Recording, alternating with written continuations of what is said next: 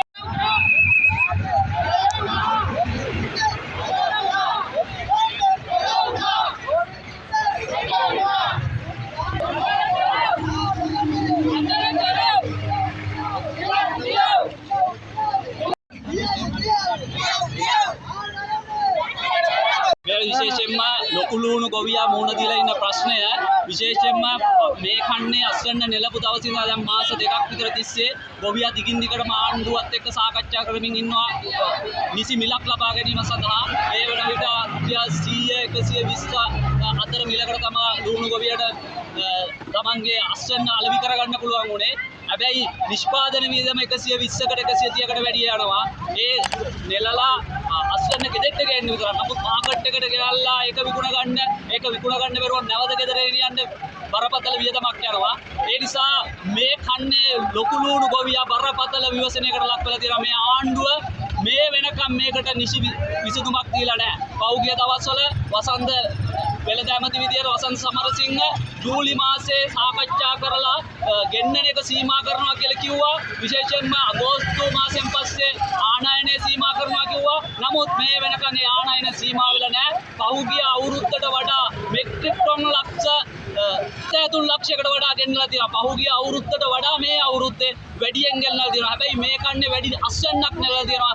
ආණ්ඩුවට වැඩ පිළිලක් තිබුණේ නැහැ. ආනයනය සීමා කරලා මේ ගොවියට මිලක් ලබා දෙන්න. ඒ නිසා අපි කියන්නේ ගොවියෝ විතර මේ ආණ්ඩුව මේ අයවැයෙන්වත් මේ ගොවියට සහනයක් සලසලා නැහැ. ඒ සහනය සලසන්න කියන බලපෑම තමයි මේ කරන්නේ. මම නලින්ද සේනාරත්න ගොවි ජන පෞර සංවිධානයේ කැඳවුම්කරු. අපි මේ උද්ඝෝෂණය කරන්නේ 19 සියවසේ ආරම්භ කරපු අලලුණු කර්මාන්තය හැමදාමත් ප්‍රශ්න පිට දුවපු ගොවියා අන්ත අසරණ කරපු කර්මාන්තයක්. මේක රජවරු සමා වෙන්න ජනාධිපතිවරු 9 දෙනෙකුට කෘෂිකර්ම ඇමතිවරු වර ගණනාවකට මේ ප්‍රශ්න විසඳ ගන්න බැරි වුණා. මොකද අවබෝධයක් තිබුණේ නැහැ. ඉතින් ඒ කෘෂි කර්මාන්තයේ තියෙන ගැටලු අවබෝධ කර ගැනීම සඳහා තමයි 1972 හෙට්ට කොබ්බෑකඩුව ගොවි පරීක්ෂණ හා උණු ආයතනය නිර්මාණය කරන්නේ. නමුත් ඒ තුලින්වත් මේ සඳහා කිසිම විසඳුමක් මේ වෙනකන් නිර්මාණය කරලා නැහැ. ඉතින් ඒ නිසා තමයි මේ දිගින් දිගටම හැමදාම අස්වැන්න නෙලන කාලෙට මේ ගොවිය පාරට බහින්නේ මිලක් දියව් කියලා. ඉතින් ඒ සඳහා අපි කරුණු 6කින් යුතු යෝජනා මාලාවක් විසඳුම් මාලාවක් යෝජනා කරනවා. මේකේ තියෙන්නේ ගොවියාට